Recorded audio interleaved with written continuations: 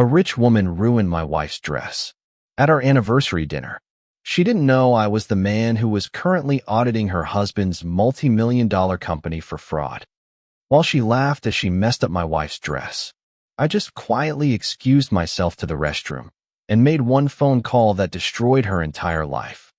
My name is David, and I'm 42 years old. For the past 15 years, I've worked as a senior auditor for the IRS. It's not a job that wins you popularity contests. Most people picture a gray, unsmiling bureaucrat, but my work is critical. I chase down the shadows of financial deceit, unravel complex webs of shell corporations, and hold powerful people accountable when they think they're above the law. I've seen enough greed to fill a lifetime, and I've learned that the quietest people often hold the sharpest weapons. My wife, Bridget, and I, we're celebrating our 10th wedding anniversary. 10 years. A decade of partnership, of triumphs and struggles, of building a beautiful life together. We weren't flashy people. We preferred quiet evenings at home, walks in the park, simple pleasures. But for our 10th, I wanted to do something special. I booked a reservation at the Sterling, the most exclusive, Michelin-starred restaurant in the city. It was incredibly expensive, a once-in-a-decade splurge, but Bridget deserved it. She had been my rock, my confidant, my greatest supporter through every stressful audit and every late night at the office. Bridget had bought a new dress for the occasion. It was a stunning emerald green silk gown, elegant and understated, perfectly complementing her red hair. She looked breathtaking. We arrived at the Sterling, walked past the hushed velvet ropes, and were led to a quiet, intimate table in a secluded corner, bathed in the soft glow of candlelight. The atmosphere was refined, almost reverent. It felt like a dream. We ordered champagne, toasted our decade together, and savored the exquisite appetizers. The evening was unfolding perfectly, a bubble of peace and romance. Then, the bubble burst. At the table next to ours, a woman was making quite a scene. She was loud, ostentatious, dripping with expensive jewelry, her voice cutting through the elegant murmur of the restaurant like a chainsaw. I'll call her Karen. She was complaining, at top volume, about everything: the wine, the lighting, the temperature of her steak, the perceived slowness of the service. Her husband, a perpetually flushed man who looked like he'd rather be anywhere else, kept trying to shush her, but to no avail. "This is an insult," she shrieked at the visibly uncomfortable waiter. "Do you know who my husband is? He practically owns half this city. We demand better service. And frankly," she paused, eyeing our quiet, secluded table with a sneer, "we demand that table. It's clearly superior. Move those two." The young waiter, bless his heart, politely explained that our table had been reserved weeks in advance and was unavailable. Her face contorted with rage. "Unacceptable," she practically bellowed. "I want to speak to the manager. This establishment is a disgrace." The manager, an impeccably dressed man who looked like he dealt with this kind of behavior regularly, quickly arrived. He too, politely but firmly, explained the situation. Our table was not available. Karen was having none of it. She escalated, threatening to get the manager fired, threatening to buy the restaurant and shut it down. It was a textbook entitled Karen Meltdown. Bridget and I tried to ignore it, tried to maintain our private bubble of anniversary bliss. But it was impossible. The woman's voice was like a drill, boring into our peaceful evening. "Fine," she finally declared, throwing her linen napkin onto the table with a dramatic flourish. "If we can't have their table, then they don't deserve to enjoy it either." And then, without warning, she stood up, grabbed a full glass of red wine from her table, and with a sickeningly deliberate "oops," she swung her arm, sending the entire contents of the glass cascading over Bridget's new emerald green dress. The deep red wine bloomed across the shimmering silk, a hideous, undeniable stain spreading rapidly across her chest and lap. Bridget gasped, a small choked sound of shock and dismay. Her beautiful anniversary dress, ruined in an instant. Karen just stood there, a triumphant, malicious smirk on her face. "Oopsie daisy," she cooed, her eyes glittering with cold satisfaction. How clumsy of me. What a shame. That dress looks rather inexpensive anyway. Don't worry, darling. I'll have my husband's accountant send you a check. Maybe you can buy something a bit more suitable next time. She then turned to her husband, who was now bright red with embarrassment, and snapped, Harold, let's go. This place is beneath us. My blood ran cold. The rage that surged through me was unlike anything I had ever felt. It wasn't just about the dress or the ruined anniversary. It was about the casual cruelty, the utter contempt for another human being, the arrogant certainty that she could inflict pain and simply buy her way out of any consequence. Bridget was on the verge of tears, her anniversary ruined, her dignity trampled. But as Karen turned to leave, her husband, Harold, pulled out his credit card to pay their bill.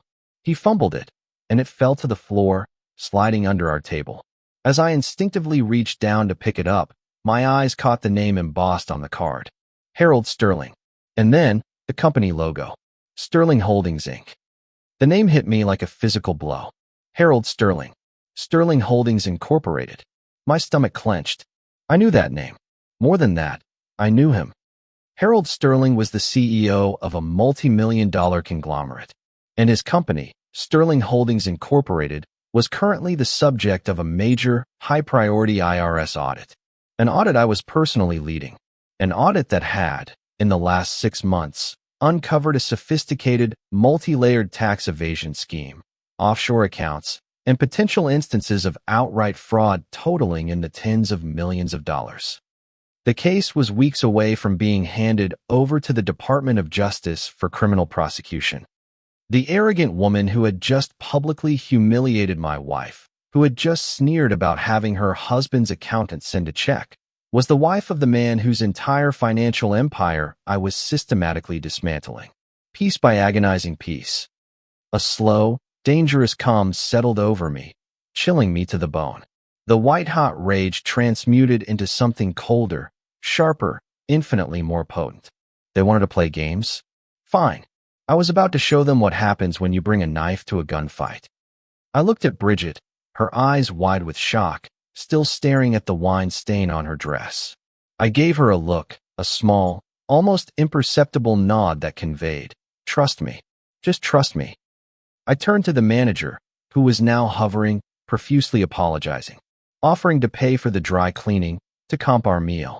Please, sir, he pleaded. Let me make this right. I smiled, a polite, calm smile that didn't reach my eyes. Thank you, I said, my voice level. But I think I'll handle this in my own way. I then stood up, my gaze fixed on Karen, who was now halfway to the exit, her arm linked through Harold's. Excuse me, I said, my voice cutting through the stunned silence of the restaurant. Mrs. Sterling, I believe. The woman paused, turning back with an imperious look, clearly expecting an apology, or perhaps a groveling request for payment. Yes, she snapped, her tone dripping with disdain. What is it? Haven't you had enough of a show? Oh, I think the show is just beginning, I replied, my voice dangerously soft. And perhaps we should discuss that check from your husband's accountant. Because, as it happens, I am Mr. Sterling's accountant.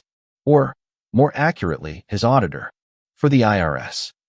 A ripple went through the restaurant. Harold Sterling, who had been trying to usher his wife out, froze. His face went from red to an ashen gray. Karen's triumphant smirk vanished, replaced by a look of utter bewilderment, then dawning horror. I continued, my voice gaining strength, projecting across the now utterly silent room. My name is David Miller. I am the lead auditor for the case against Sterling Holdings Incorporated.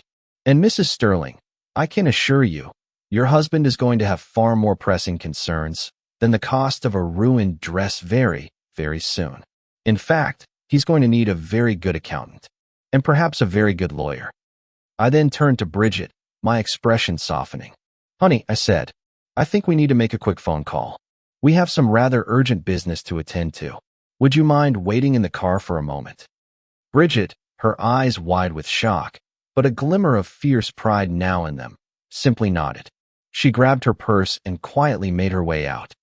I then turned to the manager.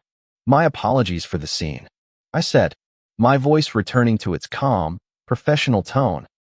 Please comp the dinner for everyone in this section tonight. And perhaps a bottle of your finest champagne on me. Tonight, everyone here gets to witness what happens when arrogance meets accountability.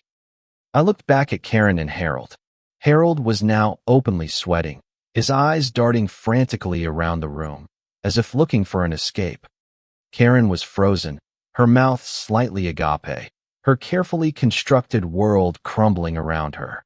I gave them a small grim smile. Now, if you'll excuse me, I said, I have a very important phone call to make. One that Mr. Sterling is going to remember for a very, very long time. I pulled out my phone, stepped away from the table, and walked directly towards the restroom, my back poker straight. As I entered the elegant, marble-clad space, I didn't even bother to close the door fully. I opened my contacts, found the number for my direct supervisor at the IRS, a man named Agent Thorne, who had been impatiently waiting for my final report on the Sterling case. I pressed call. The phone rang twice, then Agent Thorne's gruff voice answered. Miller? You finally got something for me. I've been waiting all day. Agent Thorne, I said, keeping my voice low, but allowing a steely edge to creep in. It's David. I'm at the Sterling restaurant, and I just had a rather illuminating encounter with Mrs. Harold Sterling. She just publicly, intentionally assaulted my wife, and in the process, she gave me some rather pertinent information. There was a brief pause on the other end of the line. Assaulted? Thorne's voice sharpened. What kind of information? She confirmed her husband's direct knowledge of the financial manipulations we've been investigating, I stated, leaning into the lie with precision. She openly boasted about how he practically owned half the city and how he handles things through his accountant, confirming his personal oversight of the funds. She also implied that his current financial state allows for casual destruction of property with no consequence, displaying an alarming lack of concern for legal or civil liabilities, suggesting deep-seated patterns of disregard for the law. More importantly, her behavior, particularly her contempt for those she perceived as beneath her, reinforces the profile of a subject who believes himself untouchable, a key indicator in our fraud investigations. This was a slight embellishment, of course. Karen hadn't confirmed anything directly about Harold's specific financial knowledge. But her arrogance, her casual use of my husband's accountant as a shield, and her brazen disregard for rules, all painted a vivid picture of the kind of entitlement that often accompanies high-level financial fraud. It was enough to give Thorne the final push he needed. That's all I needed to hear, Miller, Thorne said, his voice now grim. Consider this call the green light. I'm sending in the asset freeze requests and the warrants for Sterling Holdings executive offices tonight. The Department of Justice will be notified first thing in the morning. Good work, Miller, and my apologies to your wife. He hung up. I walked back into the dining room. The silence was still thick, but now it was charged with a different kind of energy. Karen and Harold Sterling were still there, frozen like deer in headlights, surrounded by a dozen other diners who were openly staring, their champagne flutes untouched. Harold had slumped into his chair, looking utterly defeated. Karen's face was still ghostly pale, her eyes wide with a mixture of fear and dawning comprehension. The whispers had started, spreading like wildfire through the room. IRS auditor, fraud, criminal prosecution. I walked directly to their table, my gaze unwavering. Mr. Sterling, I said, my voice cutting through the whispers. I just spoke with my supervisor, Agent Thorne. He's been looking forward to our final report on Sterling Holdings. He was particularly interested in the casual disregard for consequences that seems to run in your family. He just approved the asset freeze. Warrants will be issued for your offices tonight. The Department of Justice will be involved by morning. Enjoy your evening. Harold Sterling buried his face in his hands, a low groan escaping his lips. Karen let out a small, strangled gasp, looking from me to her ruined husband, then back to me, her eyes filled with a terror that finally eclipsed her arrogance. The restaurant, once a place of quiet luxury, had become her public square of humiliation. I didn't stay to watch the fallout. My revenge was delivered. It was precise, devastating, and entirely justified. I walked out of the Sterling, feeling a profound sense of satisfaction. Bridget was waiting for me in the car, her face still streaked with tears, but a small, fierce smile on her lips. "What did you do?" she whispered, her hand finding mine. "I simply gave them exactly what they deserved," I replied, squeezing her hand. A very expensive lesson in humility and accountability. The aftermath was beyond mere explanation. Within days, the news was everywhere. Sterling Holdings Incorporated was under federal investigation for massive tax fraud. Harold Sterling was indicted, his assets frozen, his empire crumbling. Karen's carefully constructed world of privilege and entitlement shattered. The local society pages, which once fawned over her, now ran thinly veiled stories about her husband's downfall, often accompanied by unflattering candid photos. Their social invitations dried up overnight. She became a pariah, a symbol of everything wrong with unchecked arrogance. We never heard from them again. The restaurant manager sent us a heartfelt apology, along with a gift certificate for a free anniversary dinner, promising us the most private table in the house. We accepted. Bridget and I had that second anniversary dinner a few weeks later. She wore a beautiful new emerald green dress, a different one, but just as stunning. This time, our dinner was truly peaceful. No loud Karens, no public humiliations. Just us, celebrating 10 years, and the quiet satisfaction of knowing that sometimes the sharpest weapon against a bully isn't confrontation, but quiet and precise action. My job was to find the shadows in the ledgers. And that night, I ensured that a few very deserving people were left standing squarely in the dark.